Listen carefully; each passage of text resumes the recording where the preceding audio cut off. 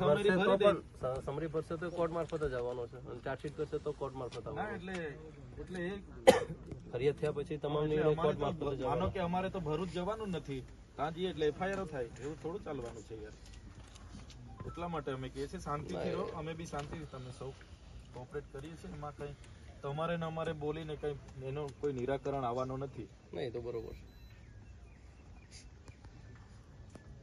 તમારી એક વિનંતી છે હવે કે હવે ઘરે કરવા જે તમે પૂછી લો.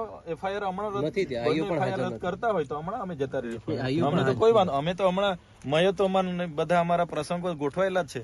બરોબર છે. હા, તમે આટલી બધી મને જીબાજોડી કરો છો, બરાબર. જે પીઆઈ ને જે પીએસઆઈ મારા પર ખોટી ફરિયાદ કરી છે, મારા સમેત અમારા 13 આગેવાનો પર અને રાજપાડીમાં તો 70 લોકો પર.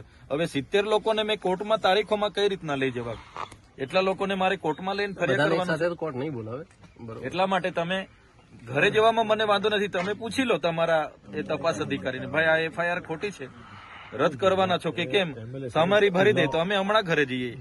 અંગ્રેજોના શાસનમાં પણ આવી પદયાત્રાઓ પર એફઆઈઆર નથી થઈ. આ 4 કામદારોને અમે 30-30 લાખ રૂપિયા કંપનીમાં જઈને ઉભા રહીને વળતર અપાવ્યું, અમારી ભૂલ છે. હવે માણસ મરી જાય, 10,000 કરોડની કંપની છે તો 30 લાખ આપ્યા, એમાં શું વાંધો છે? અને કંપની વાળો બિચારો તો રાજી ખુશી આપ્યા છે, તો એમાં બિચારા એફઆઈઆર બી પોતે પીએસઆઈ અરજદાર બને છે. તો આટલી તો કેવી પોલીસની મજબૂરી છે કે પીઆઈ અરજદાર બને, પીએસઆઈ અરજદાર બને? ત્યાં એટલું બધું દારૂ, ડ્રગ્સ, ઇનલીગલી બધું ચાલે છે, એના પર કેમ કાર્યવાહી કરતા નથી? અમે તો સીસીટીવી ફૂટેજ આપ્યા છે 35 જેવા, એના પર કોઈ કાર્યવાહી નથી. અમારા પર ઉપરા છાપરી રાતોરાત 2 એફઆઈઆર થઈ જાય 70 લોકો પર. યાર અમારે કે પછી છોડી દેવાનું છે? એટલે અમારા ન્યાય માટે અમે તો નીકળેલા છે. પોલીસને યોગ્ય લાગે પૂરવાના હોય તો પૂરી દો. તમે કેવું છો કે અમે બોલાવીશું, તો તમે અમારું બજેટ સત્ર ચાલુ થાય ત્યારે બોલાવશો? તમે અમારી આયોજનની મીટિંગો વખતે બોલાવશો? અમારા લોકોનું કામ કોણ કરશે પછી? ના, એટલે અમે આજે અમારી પાસે ટાઈમ છે, મહિનો. તમે આ ડિસેમ્બર જાન્યુઆરી છે, પૂરી દો. અમારું પછી બજેટ સત્ર ચાલુ થશે ત્યારે અમારે લોકો માટે અમારે વિધાનસભામાં બેસવું પડે છે. ત્યારે પછી તમે જેલમાં બેહાડી રાખશો તો લોકો માટે કોણ બોલશે? આમાં જેલમાં જવાનું ક્લિયર થતું નથી. બીજું એફઆઈઆર એટલા માટે કરેલી છે કે આ ભાઈ માથા ભારે, એટલે ખરી ચૂંટણીમાં મને અહીંથી તડીપાર કરી દીધો હતો. એટલે આવી રીતના હમણાં બજેટ સત્ર છે, લોકો માટે કઈ માંગશે, બજેટમાં ઉઠાવશે, સરકાર સામે બોલશે, એટલે હવે તમારે પાછી પાસા કરવાની, તડીપાર કરવાની તજવીજ ચાલે છે. ભરૂચ પોલીસ કરે છે. એટલે તમારે તો જે કરવા, મને તો કોઈ વાંધો નથી. 5 વર્ષ નહીં 10 વર્ષ જેલમાં રાખો, પણ અમારા લોકોનો અવાજ કોણ કરશે પછી? એટલે જેલથી મને ફેર નહીં, ત્યાં બી મને રોટલી શાક ખાવાનું મળવાનું જ છે, બધી જગ્યાએ મળે છે. એટલે એનાથી મને કઈ વાંધો નથી. પણ અમારા લોકોનો અવાજ દબાઈ જાય છે. કોણ કામદાર માટે બોલશે પછી? કોણ આદિવાસી માટે? વાત બરાબર છે, તમે બોલો જ છો, તમે અમારો અવાજ દબાવી દેવો યાર. ઘરે રાતે પોલીસ મોકલી આપો. અમે કઈ આ વિસ્તારમાં ધારાસભ્ય છે યાર, અમે કઈ માથાભારે અસામાજિક તત્વ છે કે રાતે પોલીસ પેરોલ મૂકી દો? હવે આ નીકળ્યા તો ઘરમાંથી નીકળે ના, તો તમે જોઈ લો કેટલી આ 20 ગાડીઓ નજીવા કેસમાં. કાલે ઉઠીને ગયા કેસમાં તમે આવ્યા હતા 50 ગાડીઓ લઈને, આખો માર્ચ કરીને, મોરચો લઈને. તો આ લોકો બી ભરૂચ વાળા આવશે, એના કરતા આજે જ અમને હાજર થઈ કરી દો. પણ આમાં તો જે દિવસે નોટિસ આપશે તમને એ દિવસે તમે હાજર રહી શકે કે મીટિંગ છે તો બીજી તારીખ કાલે ઉઠીને અમારા હમણાં આયોજનોના કામો ચાલુ થવાના, મીટિંગો ચાલુ થવાની. હમણાં બજેટ સત્ર અમારું ચાલે, એટલે પોલીસ કહે છે કે ભાઈ અમારી ફુરસદે આવીને એટલે જેલમાં નાખી દો. એવું થોડું છે? અમે એફઆઈઆર કરી છે, આજે અઠવાડિયું થઈ ગયું, હાજર કરી દો મને જેલમાં. આપ કપડા બપડા લઈને આવ્યા છે, પૂરી દો. બરોબર છે ને ના, હજુ બી એ લોકોને સંતોષ ના હોય તો ફાંસી સુધી મોકલાવે એટલી તજવીજ કરી નાખે. તો પછી યાર આવું થોડું હોય. અમારા બી અધિકારો છે ને, અમે બી ભણેલા ગણેલા લોકો છે. આટલા બધા આંદોલનો કર્યા, કોઈ દિવસે અમે કાયદો વ્યવસ્થા હાથમાં નથી લીધો સાહેબ, નથી લીધો ક્યારેય નહીં. ને મારે તો 2 નંબરના ધંધા નથી કે કોઈ સાથે વ્યક્તિગત દુશ્મની બી નથી, પણ કેસો આટલા બધા આડેધડ કરી નાખીએ તો કઈ રીતનું ચાલશે? ગયા વર્ષે તમે જોયું બધું. ગયા વર્ષે 3 મહિના આખો પરિવાર, અમારા આખા કાર્યકરો જેલોમાં, ની જેવા કેસમાં. એક બાજુ ભાજપના કાર્યકરે ફાયરિંગ કર્યું, જાંગમાંથી ગોળી નીકળી ગઈ, 24 કલાકમાં છૂટી ગયો. આ તો કેવી વ્યવસ્થા? અમારા પર થાય એટલે અમારે પછી આ પોલીસ અમને હોતી વળે ચોરની જેમ. બીજા પર થાય એટલે રાતોરાત બધું સમાધાન થઈ જાય. અમે કાં ગુનો કર્યો છે? બિચારા ગરીબ પરિવારોને પૈસા તો અપાવ્યા છે, એમાં થોડી આવી કંપની વાળો ફરિયાદ કરતો તો અમને થતું કે અમારી ભૂલ થઈ. કોઈ ટ્રાફિક અડચણ વાળો ફોન કરતો કે મારી ગાડીને આ લોકો નડ્યા ને ફરિયાદ અમે રાજપાડી કરે. હવે પીઆઈ પીએસઆઈ ફરિયાદ કરે તો અમારે શું સમજવાનું સાહેબ? આ કાયદો ને વ્યવસ્થા છે.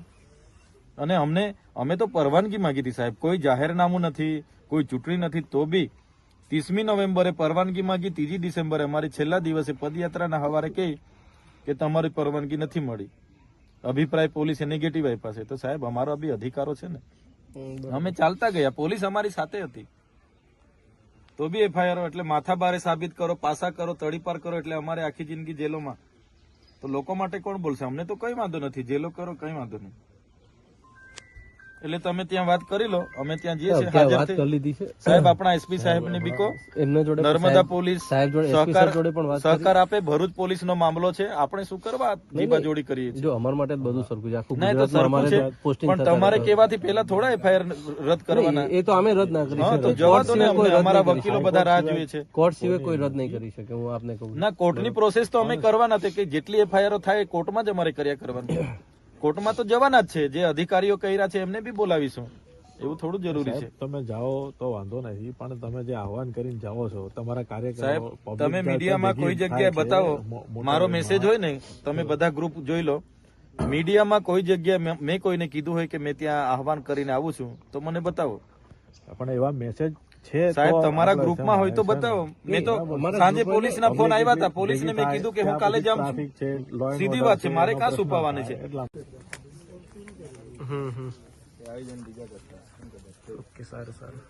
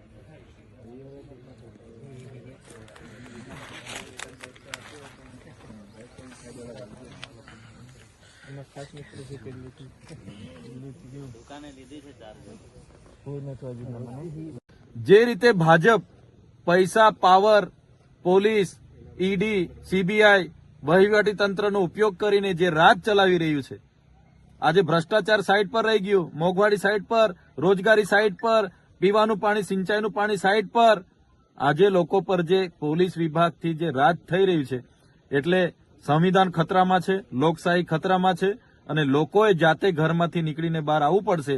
ત્યારે જ આ સરકારને ભાન આવશે અને ત્યારે જ આ દેશ પર સાચા લોકોનું રાજ આવશે. ખુદ ત્યાંના પીઆઈ અને પીએસઆઈ પોતે અરજદાર બને છે, તો એવી તો શું પોલીસની મજબૂરી થઈ ગઈ કે પોતે અરજદાર બને છે ભાઈ ધારાસભ્ય પર? અમે લોકસભા ચૂંટણી લડી ત્યારે પણ આખી પોલીસ અમારી સામે હતી, આખું જિલ્લાનું વહીવટી તંત્ર અમારી સામે ચૂંટણી લડતું હતું. એટલે આ લોકશાહીમાં સરકારો બદલાતી રહી છે. પોલીસના ઉચ્ચ અધિકારીઓને પણ આપના માધ્યમથી અમે કહીએ છીએ, જ્યારે રાજા રજવાડાઓનું પણ રાજ જતું રહ્યું છે, આવનારા દિવસોમાં ભાજપનું રાજ પણ જશે, ત્યારે આવી તમારી ફાઇલો, અમને બધું ખબર છે કોણ શું ધંધા કરે છે. એટલે આ હપ્તાખોરી હોય કે એજન્ટ બનવાની સિસ્ટમ પોલીસ બંધ કરે, નહીં તો આવનારા દિવસો પણ આવશે. પોલીસ અધિકારીઓ, ઉચ્ચ અધિકારી રિટાયર થઈને ઘરે બેઠા હશે ને, ત્યાંથી પણ ફાઇલો ખુલશે ને ત્યાંથી પણ કોર્ટ કચેરીમાં ફરતા કરી દઈશું. એટલે અમે કહેવા માંગીએ છીએ, એક ધારાસભ્યના ઘરે રાત્રે પોલીસ મૂકી દે, ભયનો માહોલ પેદા કરે, તો શું અમારા અધિકારો નથી, અમારો અવાજ નથી? એટલે આ ભાજપના રાજ્યમાં તાનાશાહી એટલા હદે ચાલે છે. અંગ્રેજો વખતે પણ જે આપણા સ્વતંત્ર સેનાનીઓએ પદયાત્રાઓ કરી હતી, પગપાળા યાત્રાઓ કરી હતી, આંદોલનો કર્યા હતા, ત્યારે પણ આવી એફઆઈઆરો નથી થઈ. અમે શાંતિપૂર્ણ પદયાત્રા કરીને અમારા પર એફઆઈઆરો કરી છે. એટલે જનતા જોગ પણ કહેવા માંગીએ છીએ કે જાગવું પડશે.